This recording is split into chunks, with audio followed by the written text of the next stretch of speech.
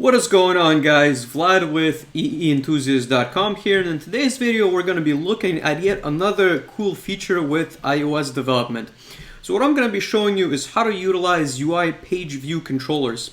And the reason being as to why I'm making this tutorial is because I'm currently working on an application where I'm going to be required to present the user with 3 different screens of a certain feature of the application to, in a certain way, teach them how to use those features. So if you can imagine, as you first log in into the application through, your Facebook account, email, password, whatever, you will be presented a series of tutorials. So in my case, it's going to be 3 different pages, which are going to outline or essentially showcase certain features of the application and kind of show certain users who are, maybe less tech savvy than others, how to use those features and what to expect out of the application. So this is not a new feature. This has been used, by Facebook, Twitter, WhatsApp. So it's present in a lot of applications, but I couldn't really find a very good tutorial online. So I spent quite a bit of time researching and kind of figuring out how to do it the way I want it to be done, which is essentially showing 3 different view controllers instead of just scrolling through 3 different images. That way I can have full control over the different buttons I can put, the different names I can put. So everything is customizable on all the different screens. And before we jump into the tutorial, I wanted to quickly mention that if you do have any suggestions for my videos, for my tutorials, whether it is technical, to improve the sound, maybe the quality of the video, make sure to leave them in the comment section below. I do read all of the comments and I do take them into consideration when I create new videos, when I look for content and what to showcase on the channel. So don't be shy to ask questions. Don't be shy to, ask me to clarify certain things. Maybe you'll teach me a thing or two as well, and we'll kind of progress together with the community. So without any further delay, let's get started with the page view controllers.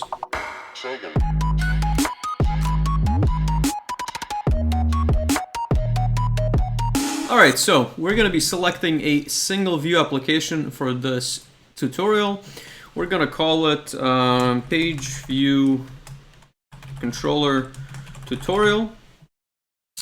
Not going to be using any core data or tests. Click on Next. Save it appropriately. It's already a Git repository. You're going to be able to find all of the code in my GitHub account, so feel free to browse that.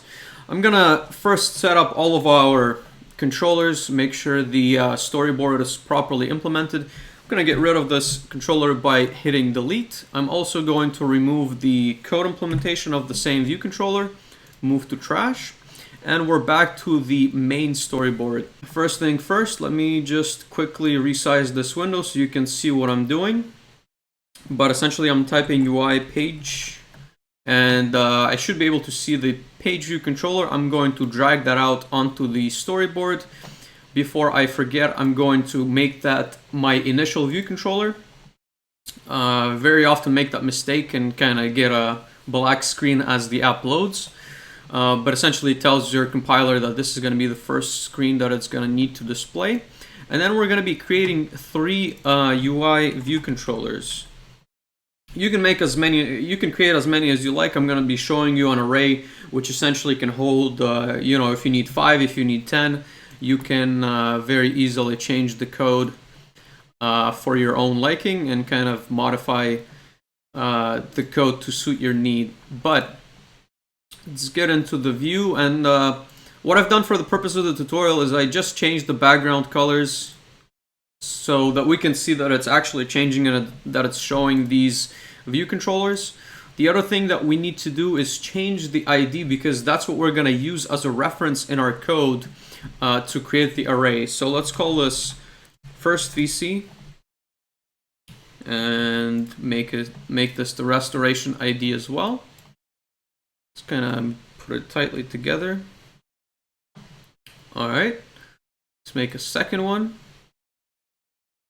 Do the same steps again, make it a different color this time. Let me show you the crayon palette, make it a nice green. Okay. Storyboard ID, let's make this second VC. second VC, and let's do a third one.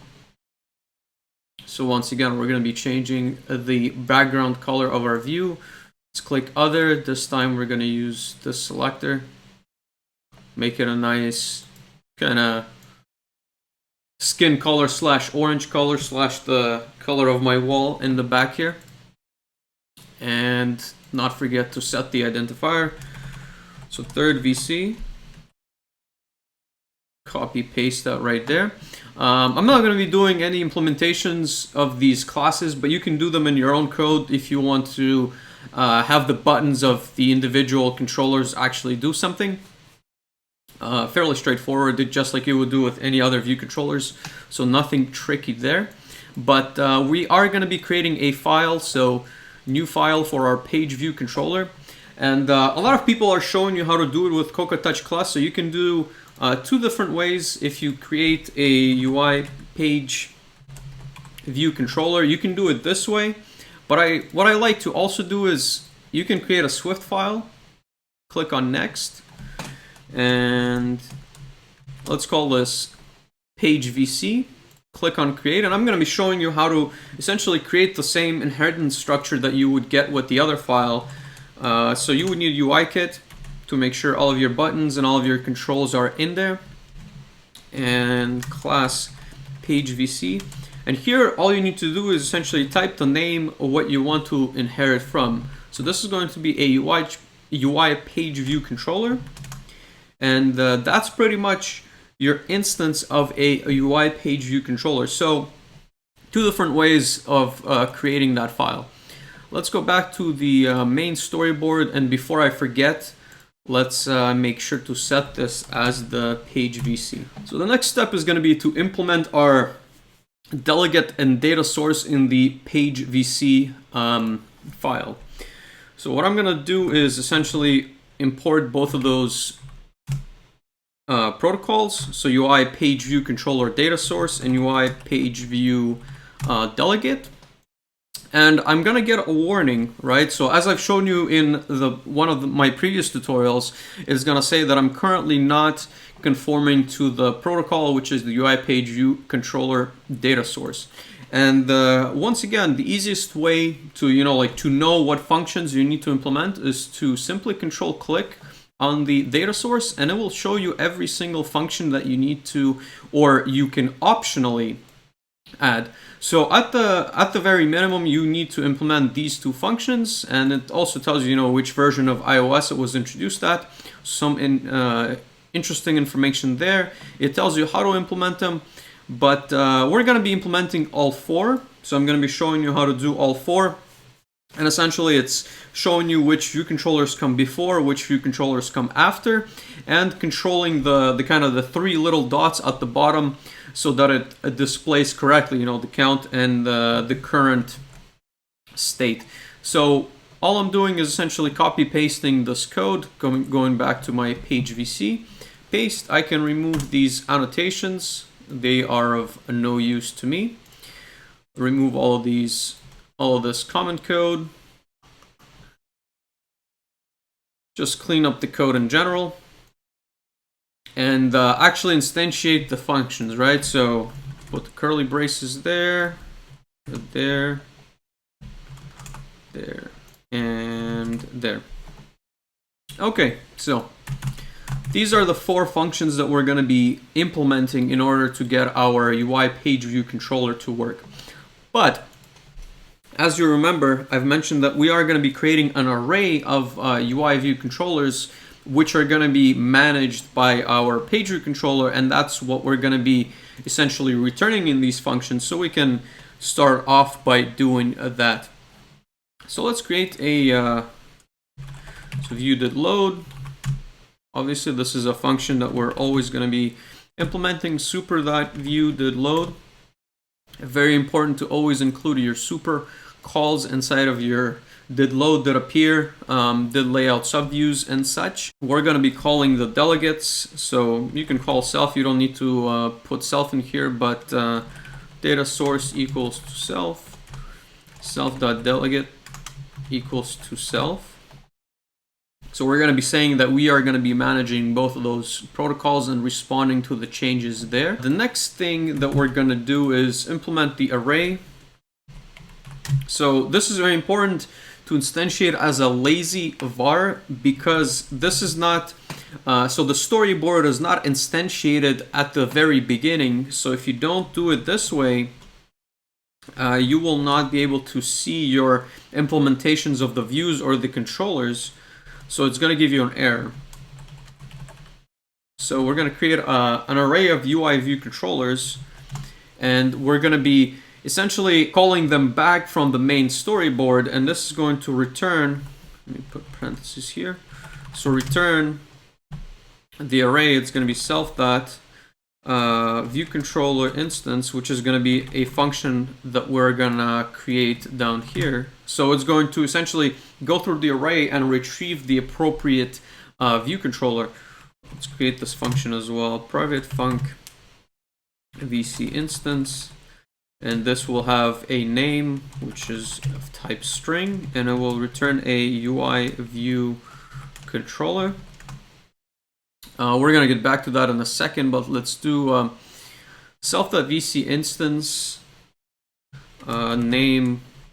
And here you'll have the names which we've given to our controllers. Let's come back really quickly to the storyboard and take a look. But first VC, second VC, and third VC. Those should be the names. First VC, and just copy paste the same here. Second VC, and like I've mentioned, you can have as many as you want. So this is the area where you're going to create your array of view controllers and essentially correct. Let's see what's, sorry, yes. So this should be, it's an equal. So that's a computed property which will return this array. And yeah, we should be all good there. And the view controller instance, essentially this function wants to retrieve the view controller from the storyboard, and the way we do that is return UI storyboard name. The default name is main, right? The bundle is nil, and I should have the autocomplete should work for you. I'm not sure why it's not doing its job, but let's quickly erase this and see if it would work. Storyboard. Okay, yeah, here it is. So name is again main. No. So the autocomplete feature is kind of your clue that you're doing what you're supposed to be doing. And here we're going to be instantiate view controller with identifier, and this is going to be the name that we're passing to this function, right? So let's close both of those brackets. So yeah, so essentially the array is calling this function which returns the view controller from the storyboard. Let's see what's the...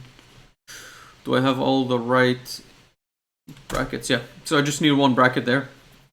For some reason I looked at this one and thought I needed to close it at the end, but it's actually right there. So that is fine. The next function is you need to set what is going to be your first view controller. A good place to do that is in Viewdidload.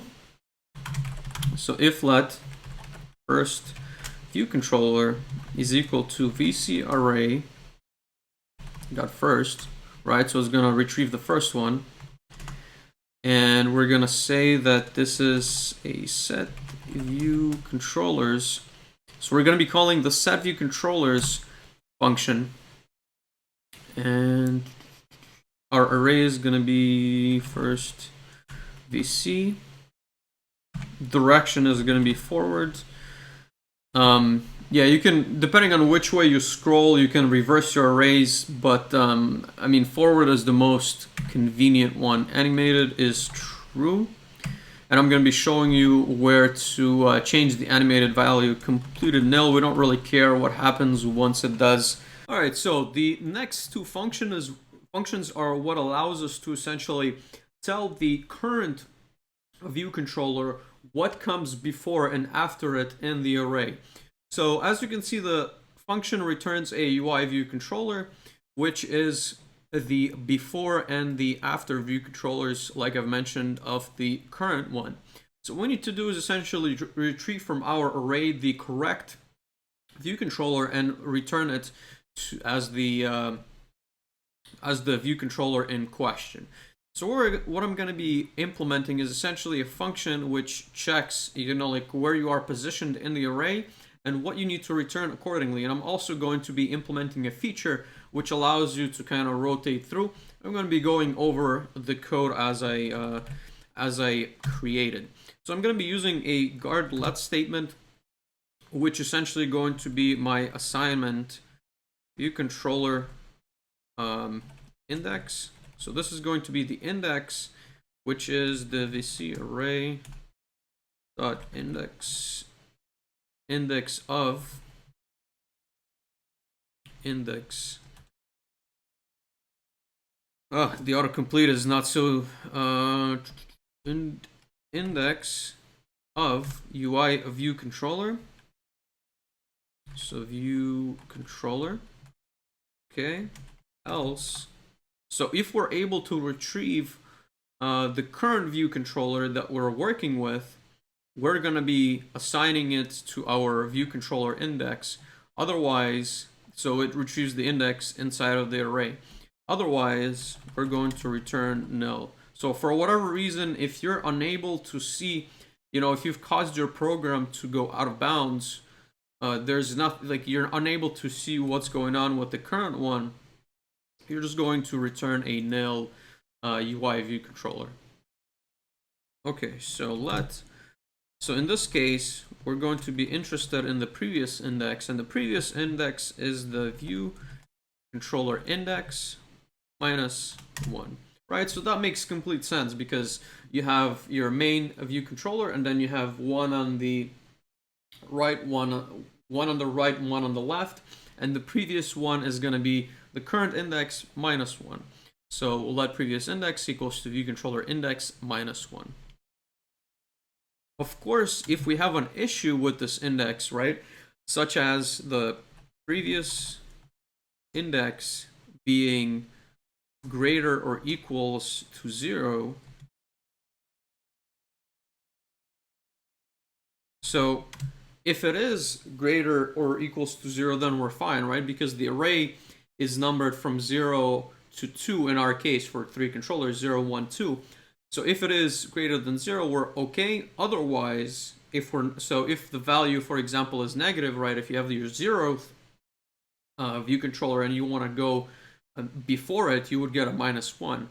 So otherwise, we want to go back to the last, essentially, UIViewController in our array. So we would return array vc array dot last.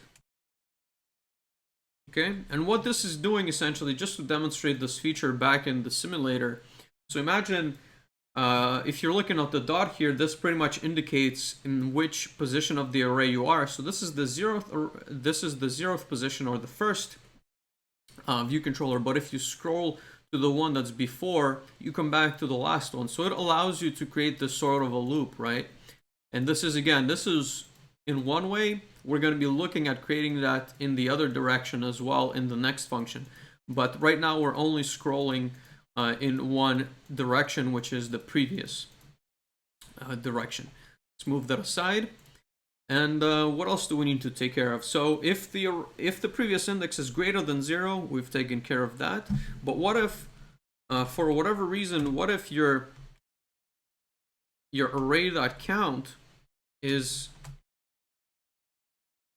so if the array.count is greater than the previous index, then you should be all good. Otherwise, for whatever reason you've gone out of bounds, right? If your array changed for some reason, and then you're trying to get the previous index, your app would crash if not for this statement. But if this previous index is again is out of bounds of your array, and you call this function, then you would get you would return a nil and avoid the crash. So that's just safe coding.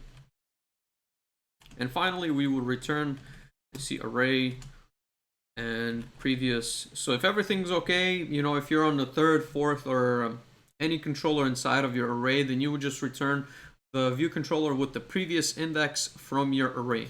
Alright, so the next function is very similar to the previous one, so we can just take this code and copy it over.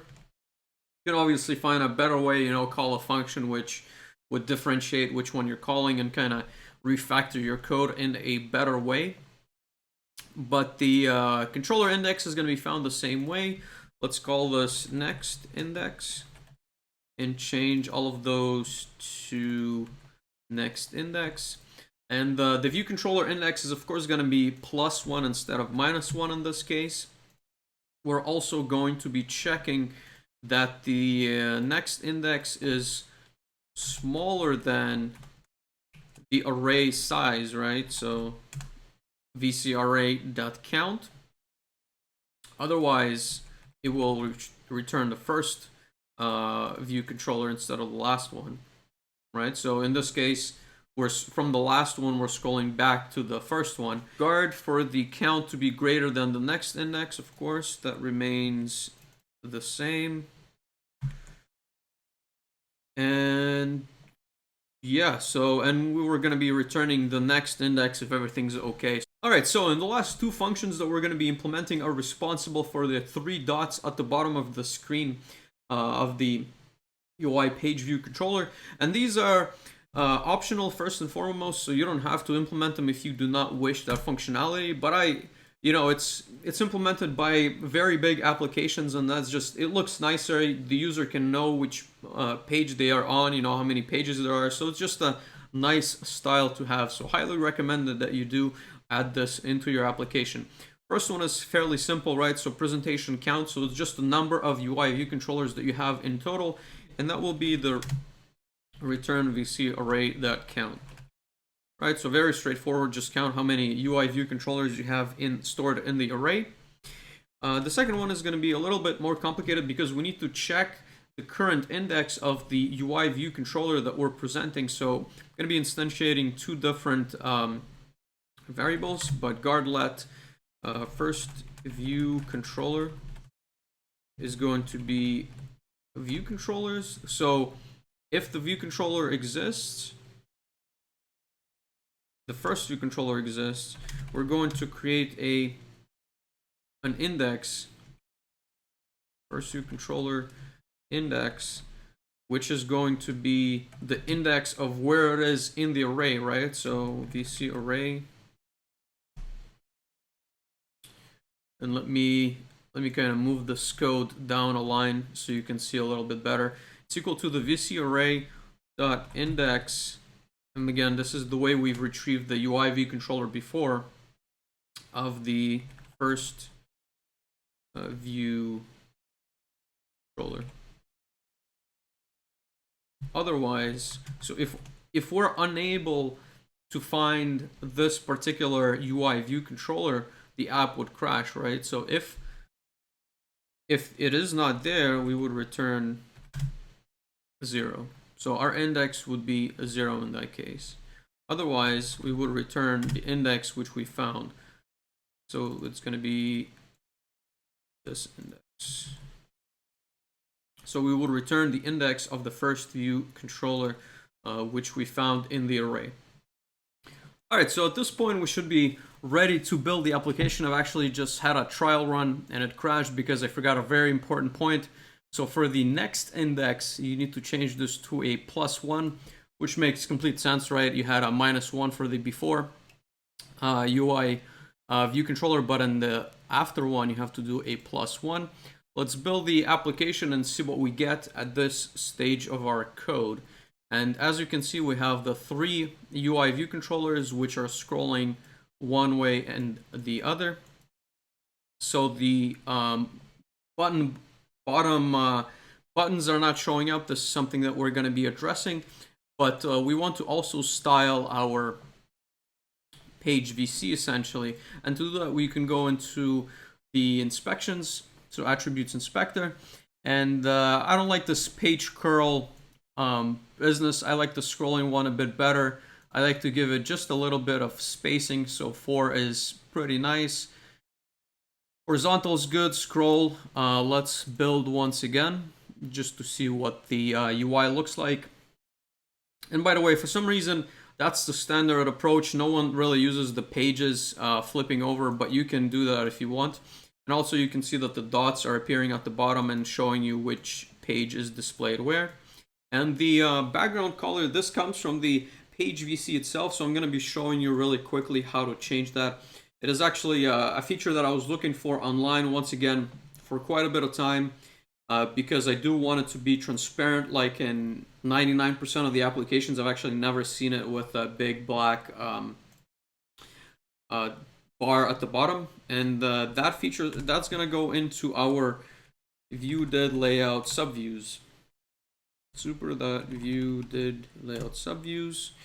As always, and this function, like I said, I've actually found it on Stack Overload, but very important to implement for view in self.view.subviews.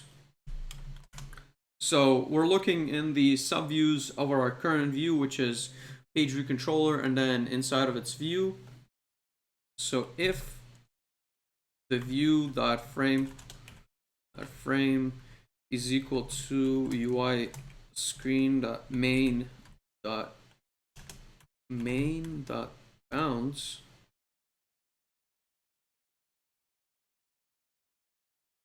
oh, actually that's not correct. So if view.frame, if view, I'm trying to remember a lot of this code, if view is a UI scroll view, right? So if it is a scroll view, then view.frame is equal to UI screen.main.bounds, else if view is UI page control. So if it is a control, which is the 3 buttons at the bottom, what you want to do is set the background color to clear.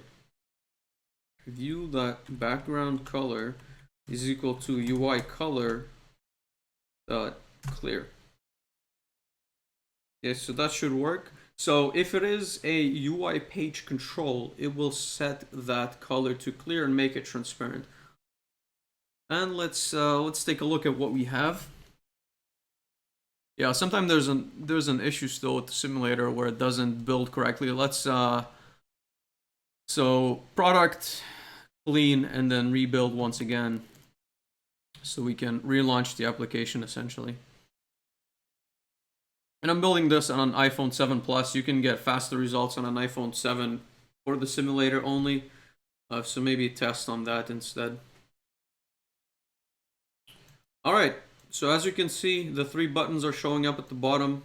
The colors, you can change them as properties of your, of your UI page control, but you can make them any color you want, essentially, depending on your backgrounds.